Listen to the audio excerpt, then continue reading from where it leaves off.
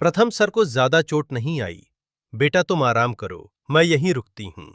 कोई जरूरत नहीं, आप चलिए हमारे साथ। डॉक्टर ने जो ऑइंटमेंट दी है, अगर आप सभी लोग भी राध्या का साथ देना चाहते हैं तो राध्या के लिए इस वीडियो को एक लाइक करके, चैनल को सब्सक्राइब करके, बेल आइकन को ऑल पर सेलेक्ट कर दीजिए। वो बहुत जरूरी है। लेकिन वो कौन था जिसने मेरी जान बचाई और मुझे घर तक लेकर आया? उसे देखकर इतना अपनापन क्यों महसूस हो रहा है?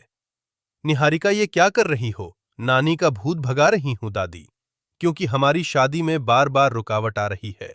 जरूर किसी की बुरी नजर लगी है, इसलिए अपनी नजर उतार रही हूं, ताकि अब कोई रुकावट ना आए।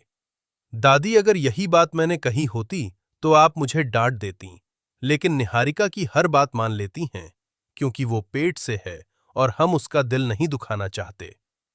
तुम यहां खड़ी होकर बहस मत करो, जाओ और काम संभालो। उधर प्रथम सर, हमें माफ कर दीजिए, हम चाहकर भी आपके साथ नहीं खड़े हो पा रहे, लेकिन आपकी तकलीफ कम करने की कोशिश जरूर करेंगे।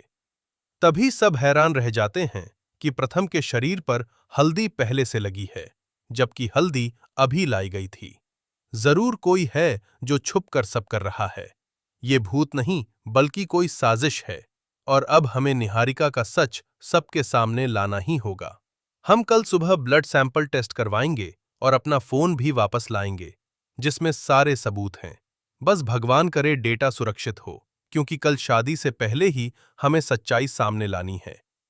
दूसरी तरफ निहारिका घबराई हुई है, क्योंकि उसका झूठ अब खुलने वाला है, और वो अपने साथियों से कहती है कि अगर मैं समय पर नहीं आती तो सच सामने आ जाता, यानी उसका प्रेगनेंसी का झूठ अब पकड़ा जा चुका है। इधर घर में शादी की तैयारियां जोरों पर हैं और सबको जल्दी जल्दी काम करने को कहा जाता है।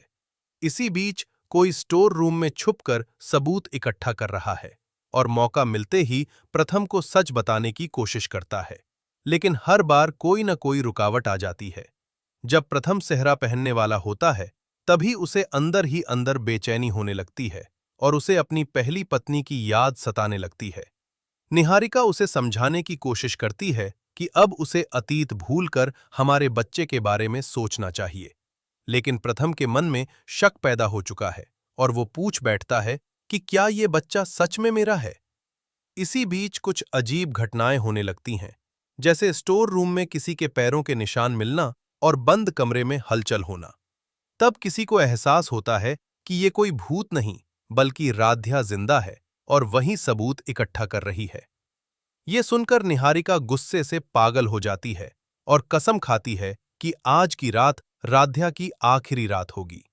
वो अपने गुंडों को बुलाकर राध्या की फोटो दिखाती है और उसे किडनैप करने का प्लान बनाती है। उधर राध्या सच सामने लाने के लिए हर खतरा उठाने को तैयार है, और जैसे ही वो घर में घुसती है, उसे पकड़ लिया जाता है और बेहोश करके ले जाया जाता है। इधर प्रथम को अचानक घबराहट होने लगती है, जैसे उसका कोई अपना उससे दूर जा रहा हो, और वो बेचैन होकर इधर-उधर देखने लगता है, लेकिन उसे कुछ समझ नहीं आता। दूसरी तरफ राध्या होश में आने की कोशिश कर रही है और अपने आप से वादा करती है कि वो सच सामने लाकर रहेगी। अब सवाल ये है कि क्या राध्या सच बता पाएगी या निहारिका का खतरनाक खेल जीत जाएगा, और क्या शादी से पहले सच्चाई सामने आएगी या एक और जिंदगी बर्बाद हो जाएगी।